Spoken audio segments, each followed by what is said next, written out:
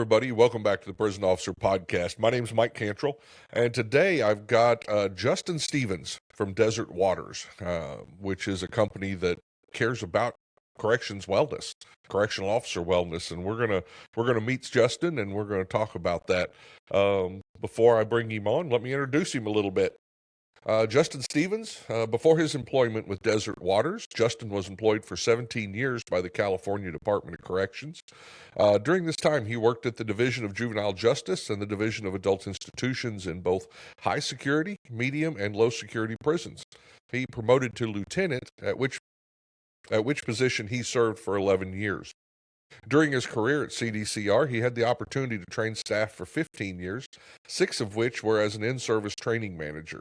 Held certifications in use of force, alarm response, communication, de-escalation, and master training for trainers. Additionally, he spent years assisting in the development of leadership and supervision courses.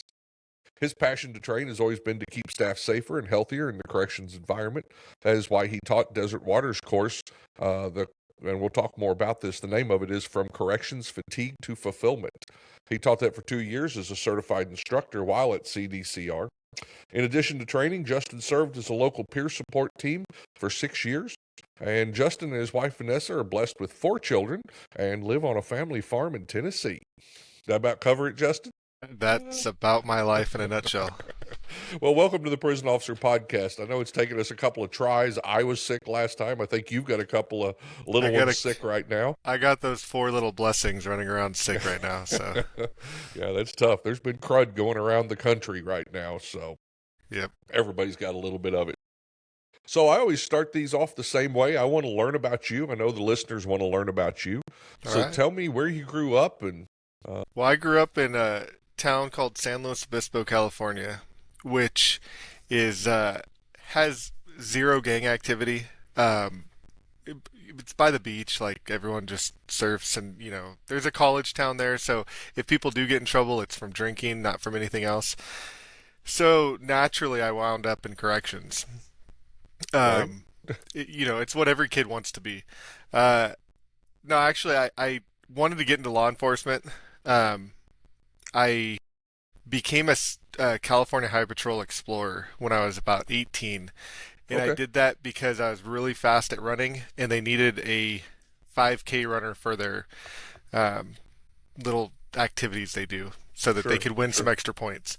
So I did that on the guise of I'll find out where all the CHP hide, and I won't get any tickets in my Acura Integra. So, and you got to keep in mind, Fast and Furious had just come out, so Oh my yeah. Acura Integra was ready to go, and I didn't want to get any more tickets. So I did that, and I was like, you know what? I like this cop thing. Um, I was gonna, I was in school at the time to be a pharmacist, and I just couldn't see myself counting pills, and so I was like, I want to do this cop thing. So So you decided to count inmates. well, No, yeah, it's I'm count. kidding. Either way, you're counting indoors. Sure, sure. Um, I don't know what's more dangerous, pharmaceuticals or inmates. Absolutely. I think that's for another podcast, though. Inmates But on pharmaceuticals. but yeah, I applied for everything, and in California there was a budget crisis, like there always is in 2005. So I couldn't get hired anywhere.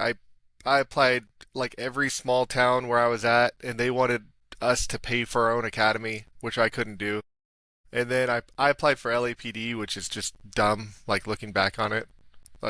Like talk about dangerous. Yeah. And so I applied for adult corrections, and I got a phone call one day from the Youth Authority, California Youth Authority, and they said, "Hey, we pulled your application from the adult side.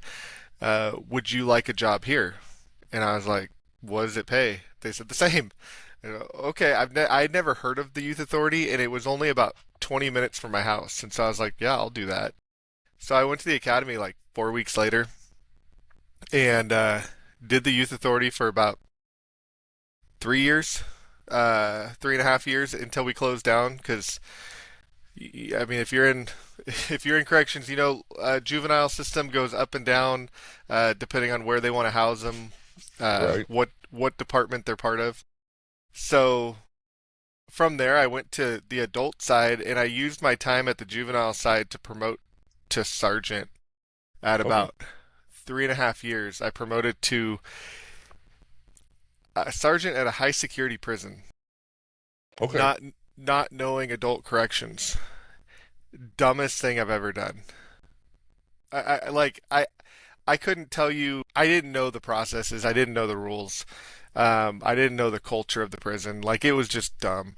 And I went one day. I had just bid into a yard spot, Right. and it was supposed to take effect on Monday. Well, I ended up promoting on that Monday, and so I had kicked out the person that was there before because I had more seniority, and then I became the sergeant. And Okay. on that yard, it wasn't a good introduction to the staff. And luckily, I had a lieutenant that kind of took me under his wings, and he saved me. And Yeah. he taught me pretty much everything. He taught me how to be a lieutenant after he taught me how to be a sergeant. And I worked for him for about three 3 to 4 years until I promoted to lieutenant. Um, Nice. Switched prisons, went medium security, which is like really nice compared to working high security. I worked there for 11 years. That's where I did 6 years of training manager. It really just took a focus. I make it sound real rosy, but that time from sergeant to lieutenant, my personal life went through hell. Uh, And I ended up going through a divorce, having a baby, not with the person that I went through a divorce with. And then I got married. Uh, Real backwards that's a lot of stress. cycle. But we see that, right, in corrections. I mean, that's like, oh, yeah, that happened yesterday to Johnny down the street. Um, and so my lieutenant uh, introduction to being a lieutenant was very rough because I had no focus on my job, and I self-proclaimed I was really good at it, but I didn't. I just wasn't focused. I couldn't run a yard. I was kind of floating around in a relief position, had no buy-in, and then luckily I was able to turn things around. I met my wife in prison, is what I like to tell everybody. She was a nurse out there, and I turned my life around and really got into training staff. And I found that was what, we always talk about, hey, I want to walk out of the gate safe. And as a sergeant, I wanted my staff to walk out of the gate safe. And that's what I always did. Like, I focused on the tactics of what we did. And then all of a sudden it was like, well, wait, especially after taking the corrections fatigue to fulfillment course, was like, wait a minute. Not only do we have to walk out of the gate safe, but we need to be safe on the outside. We need to be mentally safe. We need to be well. Okay, I walk out of the gate safe, but then I go drink a 30 pack when I get home. It's not really a good thing. Right. And so I really changed my focus around 2018 when I was training manager to just kind of focus on staff. Hmm. Um, and I really did that until the end. Unfortunately, my last year, I had some administrative changes, and I just did not get along with the new administration. Um, and so I took it upon myself to remove myself from the job before they removed me. And so I went Right. back to the line, and I worked the line my last year. It had so much fun. It Yeah. was getting back to like what prison work was all about, and had fun with the boys. Got to go out there and still do some training, but still interact with people and interact Yeah. with inmates. It was a Do lot you of feel do fun. you feel like you were probably a better leader at that time when you went back because you had dealt with some of what you'd been dealing with, learned about some of that? Way, way, way better. Yeah. Um, I mean, night and day. Like, well, especially compared to when I was like Sure.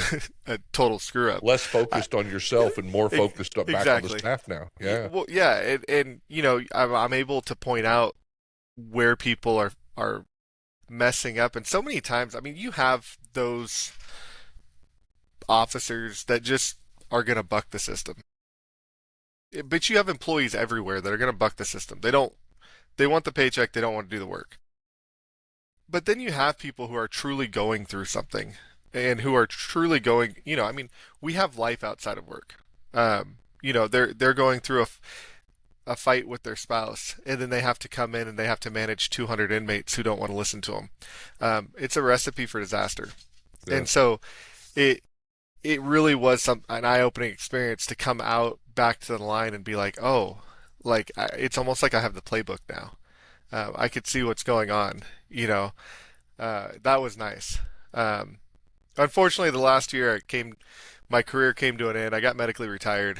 Um, I had, I got, so in California, the COVID vaccine was big. Um, I don't know if it was where you were at, but I, they mandated it, but in the early time, they highly recommended it. Well, I got it. Then like 2 weeks later, I got a blood clot in my leg, and then Mm. my Right. liver my liver took a crap, and not from alcohol. It was Wow. from that. And so they ended up medically retiring me, which was a blessing because I got to go to Tennessee and live on 13 acres. And Sure. but it, it kind of messes up your mind a little bit where they take the career from you that you work, in California it was like I got to hit that 30-year mark, and it's like, but I only hit 17, Yeah. 17. And Yeah. and to be taken out by something so stupid, it was like I always thought, an inmate would take me out, not a COVID vaccine. Um, I have some lasting effects from that, which made my work at Desert Waters so nice because I can train, I could be around correction staff, but I don't have to do the job that I'm not allowed to do anymore. Right. Right. So Even retirement, you feel like that job got taken from you. I did. yeah. I invested 30 years in it, and I retired, but still, when you walk out the door, you're so ingrained in this system and this Hmm. life that um, my stripes were taken, or per se, I was a chief at the time, but Hmm. you get your rank taken, you get Yeah. all the people taken. So I can see that absolutely what you're talking about. Well, and you see in retirement, people, you go from, I mean, on shift we had 250 officers. Um, and so you go from possibly having connection with 250 people to now you're going home and you're making coffee with your wife that you haven't talked to because you've been doing overtime for the last 30 years. You don't even know Percent. who you're drinking coffee with, and that connection's gone now. And so yeah, Yeah. I mean, you hear stories all the time about, unfortunately, the suicide rate's so huge, and even in retirement where you're like, oh, it's something great, they're finally out, but they weren't ready for it. Yeah. Mentally, they weren't prepared to go to their next. I mean, it's almost a battle because you're battling yourself. Sure. Sure. Let me go back. I want to go back just a little bit because you said you worked juveniles and then you made that transition to adults. For people that don't know, what's the difference between the two? I mean, I Night know and what it day. is, but It's it's not. yeah. It's night and day. Like, so you violence wise, I always say that the kids were more violent, but they didn't play for keeps. So I I would like have that. I would have about 150 fights a month because it was like street gang rival stuff. Um, and being a kid from a small town, I didn't know what gangs were. So, Oh of yeah. course, they made me the gang investigator on my unit, which made absolute sense. But I really dove into it to learn it, and um, but yeah, you'd have this violence there that was just constant, but they weren't using weapons. I actually saw a couple times where people would have like a broom in their hand, where if someone came at me, I would swing the broom, and they dropped the broom to fight heads up. And I was like, wow, that's interesting. And then you go to prison, and it's like weapons. They're playing for keeps, Sure. and so the violence was much more violent, but it wasn't as much, and you got to lock them down more. The juveniles have so many rights um, that you just, even if you have a riot, like we had open dorm setting, we'd have a riot, and all you do is say, "Hey, stay in your bed, don't do that again," and hopefully the next day we can have a normal program. Yeah. Um, where in the adult side, you're looking at, maybe a month lockdown before you come back to program. Um, yeah, I think the other difference is the respect. Um, you walk into an adult institution, there's a mutual respect that happens. Um, it's a, it's not a normal respect like we see on the outside, but if you work in a prison, you know what the respect I'm talking about is. And so I can walk into an adult side prison and know that the inmates aren't going to talk crap to me unless I deserve it. Um, they may say some things on the tier or whatever, but they're not going to talk crap personally to you um, all the time. The juveniles, holy cow! If you have any insecurities, do not work at a juvenile prison. They'll find it. Um, I story. I don't know if I should tell all your listeners this one, but I jumpsuits. So I don't know if you had jumpsuit. We had a jumpsuit in California. You had to wear it at the academy. So of course I'm going to keep it because I'm cheap, and so I kept the jumpsuit going instead of wearing the two piece. Well, certain body types just don't fit in a jumpsuit. I was a Come runner. on. I was skinny, but I was tall, and so you go to reach something up high, that jumpsuit's coming up with you, and so I had what people would call assets in the back end. Just from my running, and so I walk into this juvenile institution and they call me J Lo, and like I'm a 21-year-old kid getting into the department and they're 18 and they're calling me J-Lo. I felt like I walked back into high school and was getting, bullied again. And Yeah, when so, you're 30, that's funny. 21, that's yeah, getting in 20 your that mind. that that ruined me. But the funny thing is though, one of the kids that was I mean, it went on for the whole 3 years that they said this. Even if I switched jumpsuits, it didn't matter. I was J-Lo. They One of the kids ended up going to the high security prison that I was at. He beat me there. And he saw me on the yard as we were searching coming through. And talk about that respect issue. He looked at me and he was like, "Don't worry, I'm not gonna say it."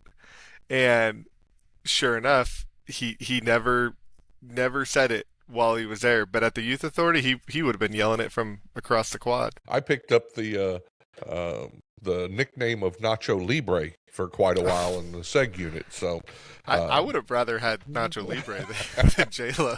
that's good. That's good. So when did you make the connection with Desert Waters? So Desert Waters was interesting. And It tell us what it is. I guess maybe Yeah. it's there. Okay. So Desert Waters Correctional Outreach. It's a nonprofit where we train correctional staff and other first responders in corrections fatigue, in trauma, in peer support. We actually have the supportive correctional supervisor course that we teach, where we look at training corrections supervisors and how to really go put wellness first. Um, and so we train staff, we train trainers so that they can train their staff. We will go to departments. We have a safety net accreditation program where we'll look at your accreditation program, or sorry, your wellness program, and accreditate it, kind of like the ACA accreditation, where they look at more security in programs. We have a safe haven program where we'll come in and work alongside the department to build up their wellness program to something that's operational and actually works. When you're Um, accrediting one of those, what are some of the things you're looking for that they have in place? well, we look from everything from their policies, ensuring that they have that their employees have access to wellness services, to mental health services. We look at their training because there's so much that goes into wellness. It's not just oh, we have an EAP program and we're good. Um, so much of it is even training the staff. Hey, because if we can train the staff, we can prevent so much from happening down the road. Um, I'm sure it's the same when you got in. When I got in, wellness was not a word. They would Um, show up, and for 10 minutes on annual training, they'd tell you that there's an EAP program. Here's a pamphlet. exactly. And my warden actually at the high security place told me that take a shoebox and put your personal life in it, wrap it up tight, and set it outside your car when you get off the exit on the freeway, and leave your personal life in there when you get to work. And then when you leave work, pick up your personal life and put your professional life in there and go home. And that was so, when I was there, it made sense. But in practice, you can't do it. You can't. I mean, there's absolutely no way, and it was the worst advice a warden could ever give their staff. Um, but going back to Desert Waters, I mean, we have so that accreditation, the accreditation program. Getting back to it, we have 18 standards that we look at, go through, looking at their program, their policies, their training of staff, and really that's getting off the ground. But I would say our bread and butter, what we're known for is our training. Our From corrections fatigue to fulfillment is kind of the flagship course that people have heard about, and that's from corrections fatigue to fulfillment. Looking at corrections fatigue, that cumulative buildup of stress, of work stressors, and what it does to us, and then how we can combat that and be fulfilled, basically. And all of our courses kind of touch a little bit on that course, except I'd say the peer support. That's kind of a standalone, looking at training peer support teams. We also offer, free magazine electronically every month. So I get that. the Correctional Oasis, you can go to desertwaters.com and sign up for that. I mail it out the first of the month, or second if it's the first is on a Sunday. And that's just stories from Katerina Spinaris, who's our founder. She's a psychologist. She is an accidental correctional professional, never worked for corrections, but she understands us more than we understand ourselves. It's kind of scary. Smart lady, and she's helped thousands of people. And the some of her, she always writes an article or two in there. And then she takes articles from other people, other corrections professionals, people who work for Desert Water. Sometimes we write stuff too. And she puts together just a great magazine that kind of shows what people are going through, you Right. know. And we'll put that link in the show notes if anybody wants Awesome. that. Yep. Awesome. We also have a Ventline email, Ventline at desertwaters.com, and that's exactly what it says. It's a Ventline. You can put on there, because a lot of times, like, I have a problem with going on at work. I don't want to talk to work people about it. Yeah. I don't want to go and do peer support because maybe I don't trust them, or I just don't get along with the peer support team. And so that Ventline email is like ability to go in there and say, hey, this is what I'm going through. I don't like it. And every single one of those will get a response. Usually it's from Katerina. She's amazing with words and going to the heart of the problem. And just, it's a good resource. The 24-hour hotline, they used to do a 24-hour hotline, but staffing is just an issue, and Yeah. and as you probably know, organizations love funding inmate run programs. Yeah. Staff run programs, it's not, it doesn't get the same appeal to it, and so the funding is very difficult and all of that. That was one of the reasons that I understood from some people I knew that we went to a national suicide hotline, because Hmm. some places had good funding and some places the funding would, go in and out. So they wanted some Exactly. place that people knew was going to Hmm. be funded. Yeah. Yeah. You talked about peer support several times, and you were on a peer support team. What does a correctional officer need to hear from a peer that they won't accept from a supervisor? Is that part of Yeah. the?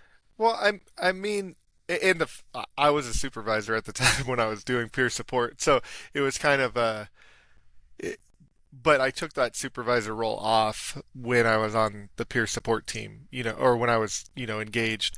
Um, Basically, it's just an opportunity to talk. A lot of times we, um, in California, we started with like a trauma-based peer support.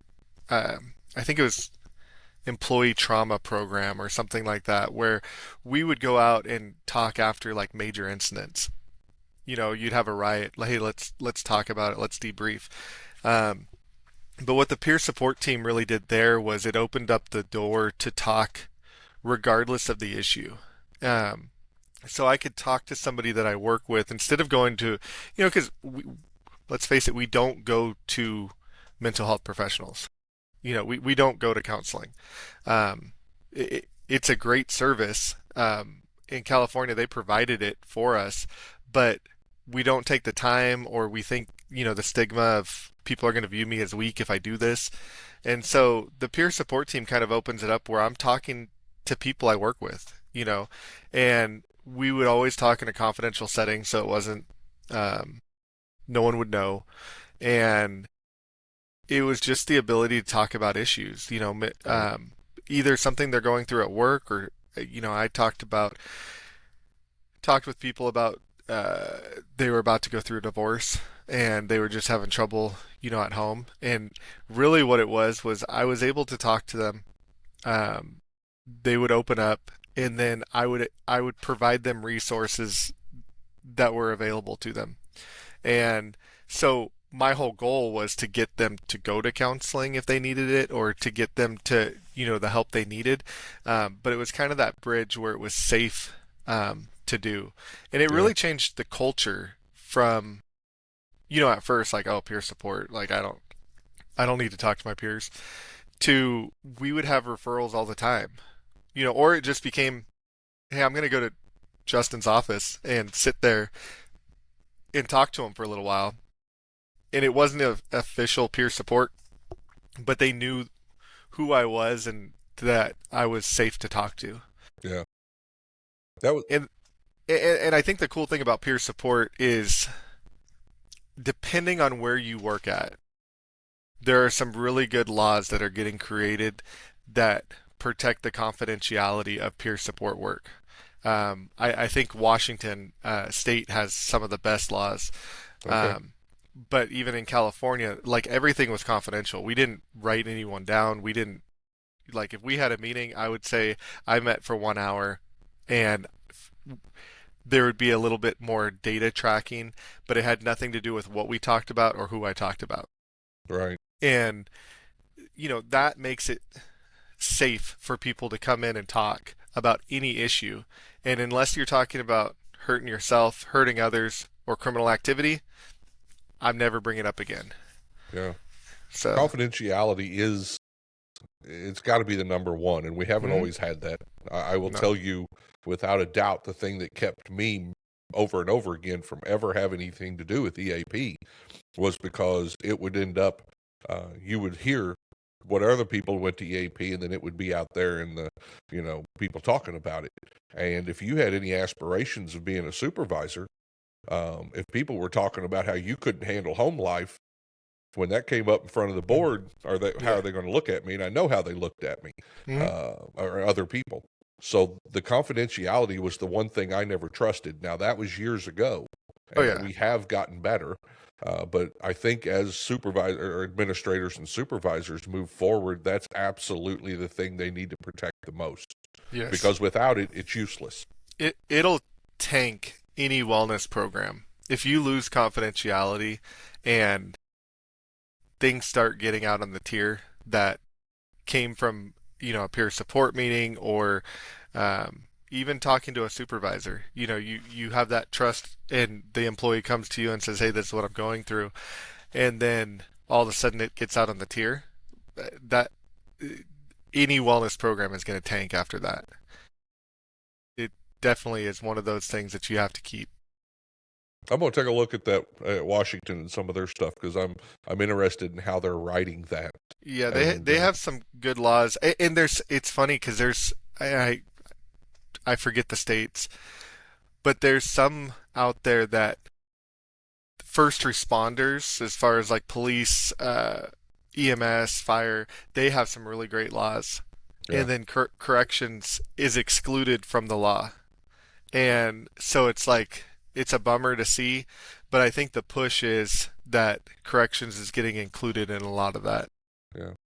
How in corrections, and this is something I talk about, is the normalization of trauma. And police officers, dispatchers, they do it too. Um, I tell a story, I probably told it on the podcast, where I'm standing there one day after we've had a killing on the floor, and I've got my orderlies out, and they're mopping blood, and it's strung everywhere. And I've been waiting all day to eat. And in my lunchbox is a bologna sandwich. So I step into the office, I grab my bologna sandwich, 3 o'clock in the afternoon.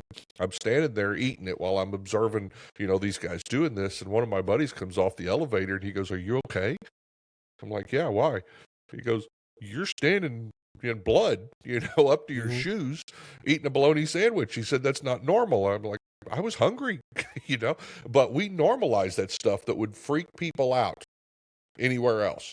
Yeah. Um, how much does that come into what you guys talk about and what you do? And Well, I think it's a survival response, you know.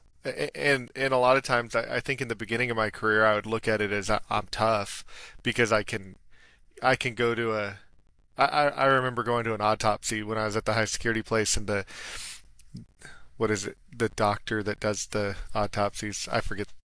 Yeah, coroner. That's what, that guy.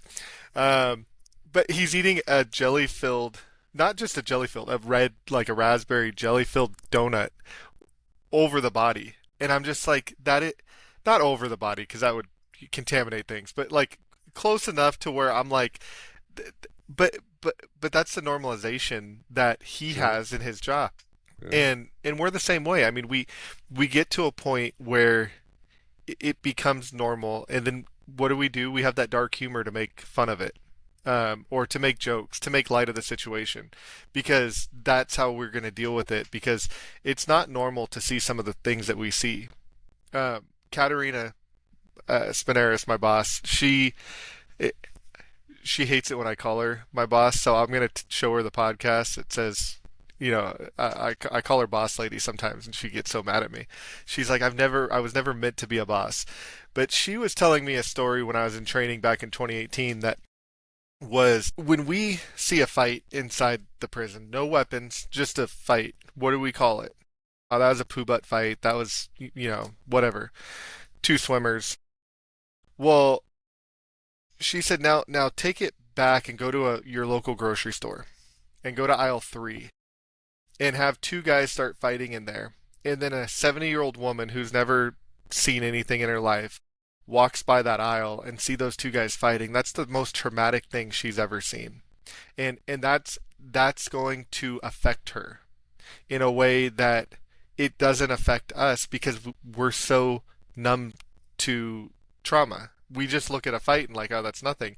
It's not normal to see violence. yeah. And so that's one thing, working, yeah, we see it all the time of, we try to normalize it. We try to function, and really all it is a way to survive inside the prison. Yeah. There's a report out there somewhere. I think it says the average human being sees 6 or 7 traumatic events in their entire life. And if you work at a high security prison, you'll see a One, hundred a year, maybe more. oh yeah. Yeah, You I know, think my first year at the high security prison, I had 100. I was the response supervisor on 125 incidents. Now, some of those were drugs, some were we found a weapon, but a majority of them were violence. And that was just one year. So, You told me you did 17 years, and you kind of talked about, you had your personal struggle in the middle of that. But when in your career did you realize that staff wellness was so important? Did you see it in others? Did you feel it in yourself? well, I think so. I go back to the, how we feel about walking out the gate. So when I was at the maximum security, I really focused on, hey, we hit the gate together. I mean, we walked out as a facility. Um, the camaraderie was really great there, and Yeah, that I thought that was staff wellness.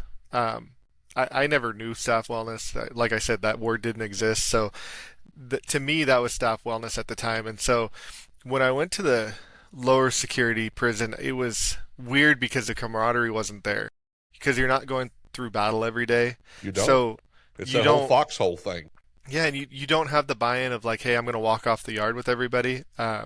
Actually, as a lieutenant, they were like, hey, it was a big facility, so they would drive us around in golf carts, and my S&E would pick me up early and drive me up to the front for my relief. And so I'd go out the back door in the golf cart and wouldn't even walk out with my staff. And that was just the culture there. And so I think when I finally focused on wellness was when I got into the CF2F class, corrections fatigue to fulfillment. I had never heard of the class. I never Right. heard of wellness. And when I took that class, I realized, wow, a lot of stuff makes sense now. And when I said a lot of stuff made sense, I still was like, but they're not going to buy into it. And then we went and started training it, and it was like, oh, they're buying into it. Like, I like this. And then I could start focusing, on staff wellness a lot more. So doing a little study for this. I ran into a deal, and I noticed that in the same article, I'm just going to throw this at you, and if you don't have an answer, that's fine. But it listed, it talked about wellness programs, and then in like 3 sentences later, it talked about wellness culture. And in my mind, those are two different things. I feel like I came up in the era of wellness programs. Here's this program. You can go over here. Mm. You can ask for this, as opposed to I think there's a lot of places who are building a wellness culture. What does that make sense? What do you No, think it about that? does. Well, I think I get what you're saying, and the wellness programs, I totally agree. There's a lot of places that are throwing darts at the board on different programs and hoping it'll work, or throwing darts at the board saying, "Hey, at least we're doing something," and something is better than nothing. But culture is such a huge part in making wellness work. Yes. I saw at my prison, and I'll give you an example. When we rolled out CF2F, we had probably the best administration we could have for that. Um, they were a little heavy on inmate programming, on rehabilitation programs, which put staff off at first. When you have a warden who says, "Hey, I think you should create a book program for the inmates," as a lieutenant, it's like, that's not my job. Right. Um, but when you have a wellness culture and you're looking at the wellness of all human beings, it changed it because for the longest time we were looking at the wellness of inmates, right? Right. We were rehabilitating them, and I mean we put an R in California corrections. It's like there's an R there now. Like, what does that mean? And so we're focusing on the inmates, and now all of a sudden we have this course where it's like it's for staff. This is amazing.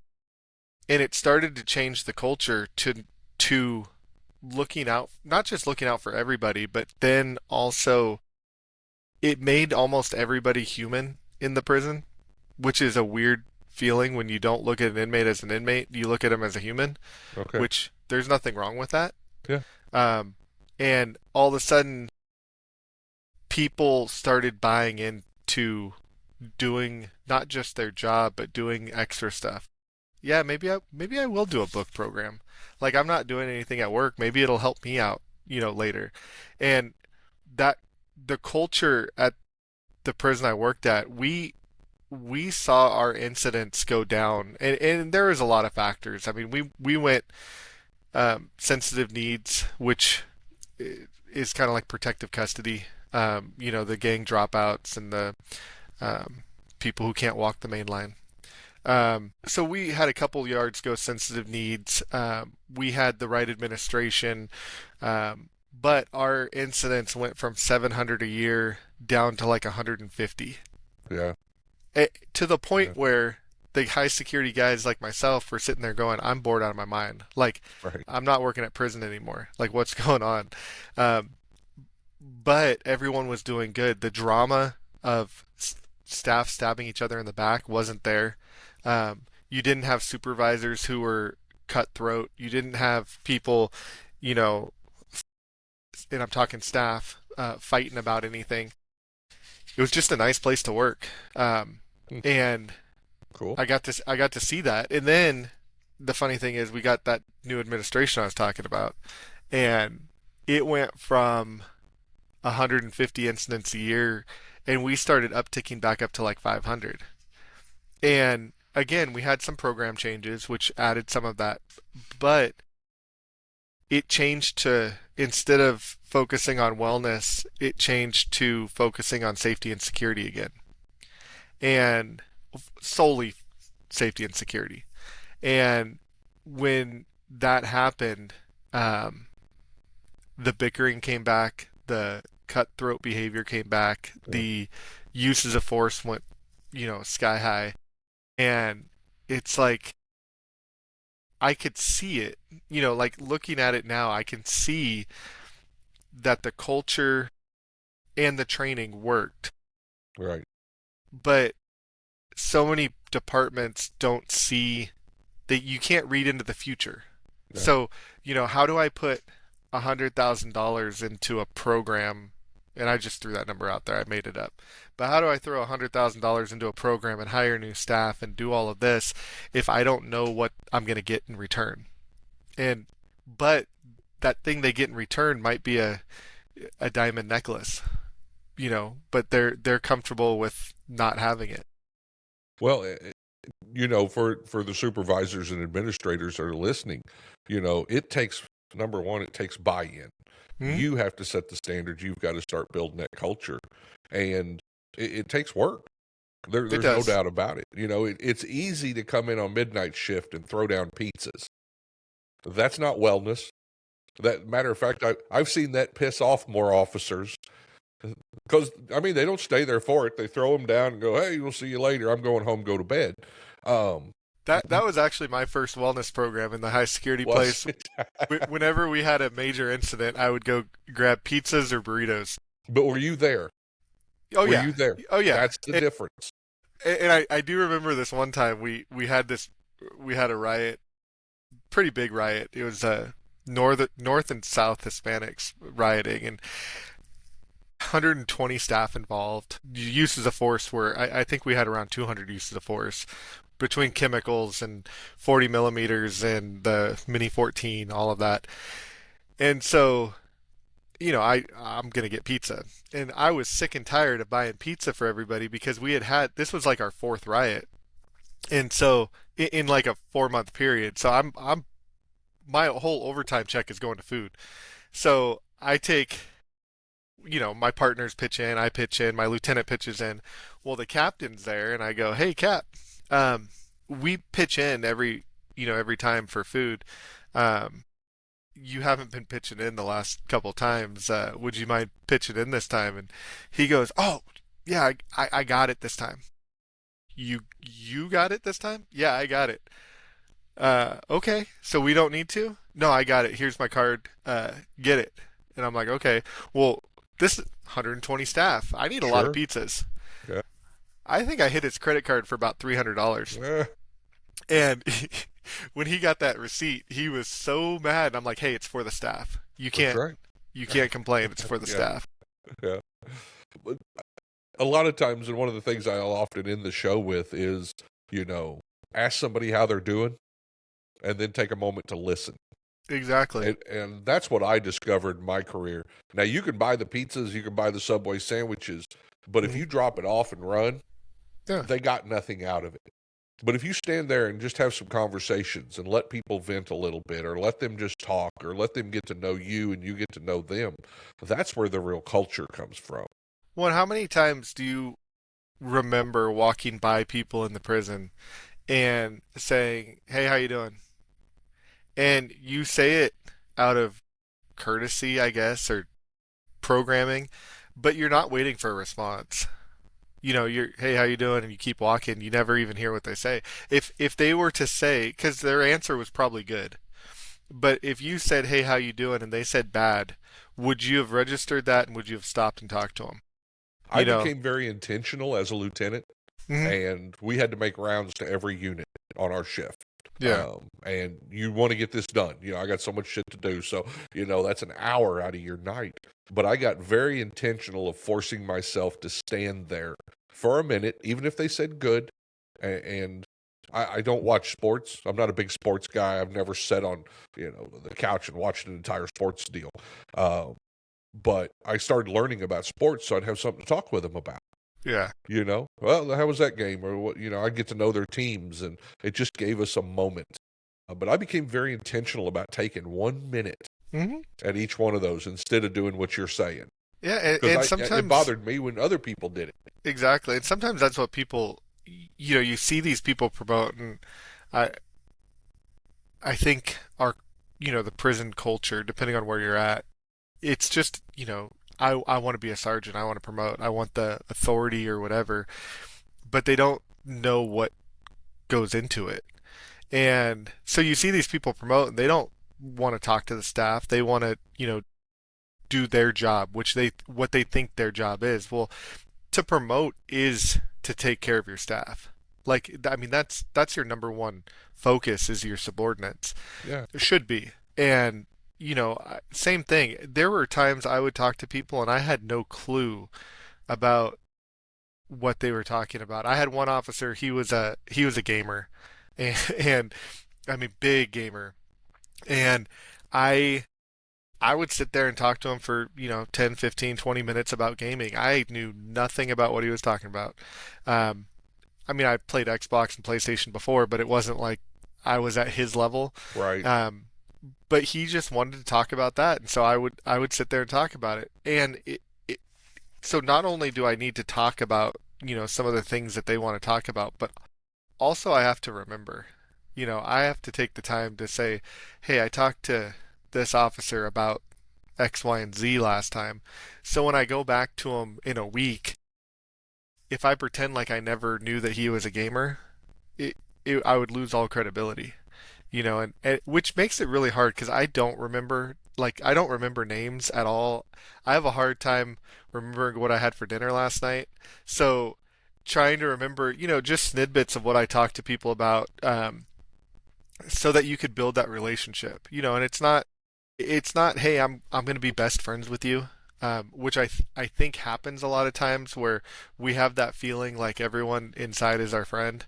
Um, my friends I keep separate from work. I had friends on the outside, and then at work were my coworkers, and I kept that very separate.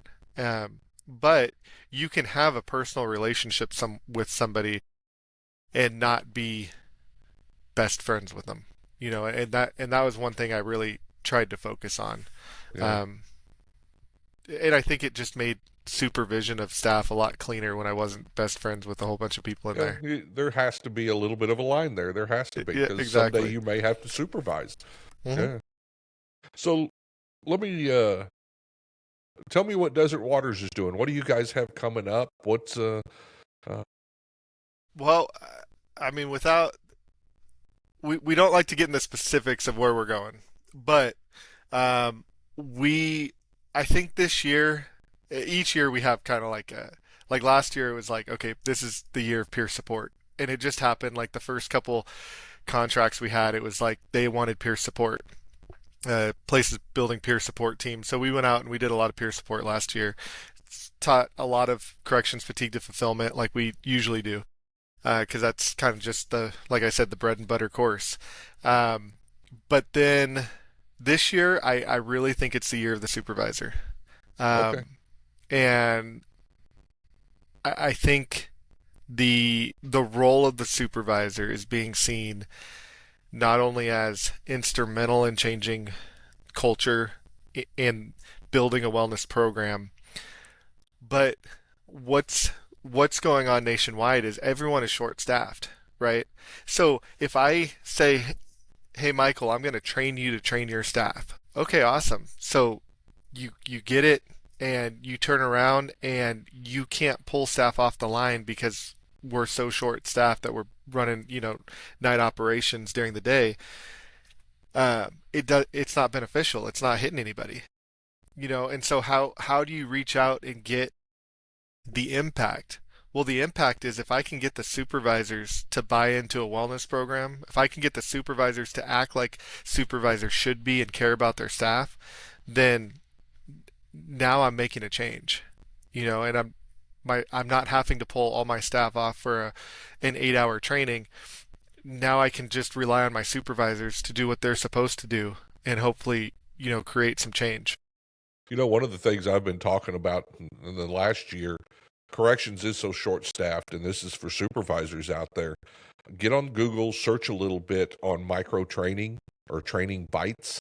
We've been trained for so long that you have to go put somebody through a 4 or an 8-hour training. You can sit down on the email once a week, send it out to all the staff on your shift, talk Hmm. to them about something, and have them respond to you. Takes a few minutes out of your day. It doesn't take everything, but you're building that connection. They're still getting a little bit of training, So I think that's one thing supervisors can do, and they can do it with wellness. Hmm. So, No, absolutely. so what's one thing that you wish the public understood about corrections? What do you think they don't know Man, about us that they need to know about us? And it can be wellness oriented. It can be trauma. we're, You know, I think we're not bad people. yeah, Um, I so many times like I'll go to the grocery store and strike up a conversation with, somebody and they'd be like, "Oh, what do you do?" Or when I was in corrections, "What do you do?" And I'm like, "Oh, I work in Avenal State Prison or wherever." And they'd be like, "But you're smiling." And it's like if they knew what we saw on a daily basis, if they knew what we were going through, they might understand the reason why people are frowning, yeah. why we might not be, the jovial person um, that you'd expect to see. Uh, I think that's the biggest thing is, you in the media, what do you see? You see you see the deaths, you see the uses of force that weren't compliant. You see, us running into a cell and beating somebody up. What they perceive as that. So to turn that around, seeing the good side. Yeah. There really are good staff out there, and unfortunately, the media portrays. I don't know the percentage, but I'll make one up. They show 1% Oh, of what goes on, if yeah. that. But there's some really, really good staff out there. There's some staff out there that are doing amazing things out in the community. Um, coaching, volunteering. Um, I mean, I worked with deacons from churches, and it was like, yeah, there are times where I was like, "Wait, you're a deacon? Are you sure?" But the overall, I think perception of who we are is so jaded. Compared to how what we're actually doing out there. When you look around, corrections is full of leaders. You do No. see them in the church. You see them running Bible study. You see them Hmm. Mighty Mike coaches and little Yes. league coaches, and we're all over the place out there. Yeah. That's a very good point. I like that. Mm. Um, you mentioned earlier that you have a book that you're working on. What can you tell me about that? Yeah. I didn't write it in crayons. That's the Okay. good thing. I always joke with my staff, don't write your report in crayons. I came up with a book, and I've always wanted to write a book, and Hmm. I never had an inspiration for it. Um, and my book is covering leadership and wellness, and kind of having that middle management, first line, second line supervisor, um, how to be a good supervisor and also keep your staff wellness in mind. Yeah. It's called a well-worn badge, and it's going to be on Nice. desertwaters.com Okay. in the near future. I'm putting the finishing touches on it. It's going through final editing right now, and then we're going to get it on there. So Okay. if any of your listeners would like to see it, desertwaters.com. Okay. We have a couple other books there, but this one's, like I said, it's the year of the supervisor. I had mentioned that, and that's my focus was in writing this. I wrote it last year, but seems so much evident now that we need something for the supervisor, Yeah. and not just here's your stripes, go do your job, Yeah. but how to actually be a good supervisor. And so, Yes. So I, many of them are coming up and they don't have that depth of experience. So anything that we can I, get them. I mean, I'm right there. I was 3 years when I promoted, and I Yeah. was another 3.5 years, 4 years before I promoted to lieutenant. I mean, I was under 30 when I promoted to lieutenant. Wow. Just hit the test right, and so I didn't have that wealth of knowledge, and I learned as I went. And so a lot of the things that I write in the book aren't necessarily what I did; it's the lessons that I learned. Yeah. Do as I say, not as I did, because I made my mistakes, and I was fortunate that my mistakes weren't, you know, to where I was getting fired or in trouble or anything. But and I didn't get anyone hurt, which was always my fear of one of my decisions would get one of my officers hurt. So I never had that, but I made my mistakes, and I own them. And going going into the book was really looking at the lessons that I learned from supervision and kind of coming up with what the best practice is, Yeah. what's really gonna help the leaders out there. So if someone wanted to get a hold of Desert Waters, talk to you guys about training, uh, you have a So web address and information. yes, www.desertwaters.com. It has all of our information on there. If you want to reach out to us on email, you have questions. This is a really hard email address. Justin@desertwaters.com. Okay. You can email me, and I will give that to the appropriate people who can answer the question if I can't. Okay. Um, but yeah, I mean we're a small organization. There's three of us that are full time, and then we have some really great master instructors that come from corrections. They speak our language. They walk the line with all of us, and so um, they when we go out and train, they come out and go out there with us. And so when questions come in, we'll find the right person to answer it. Yeah. It's not you won't get a canned response if you email us. It's usually very heartfelt, and we'll look at the problem and give you an answer. Wonderful. I will put all those links in the show notes for anybody that Hmm. wants them.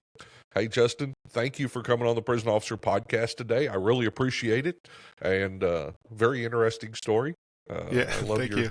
your career and your process there. So thanks for what you guys do. Thank Katrina for all she's doing and letting me have you on here. And I hope you have Th- a great day. Thank you, Michael, and it was great to be here. Excellent.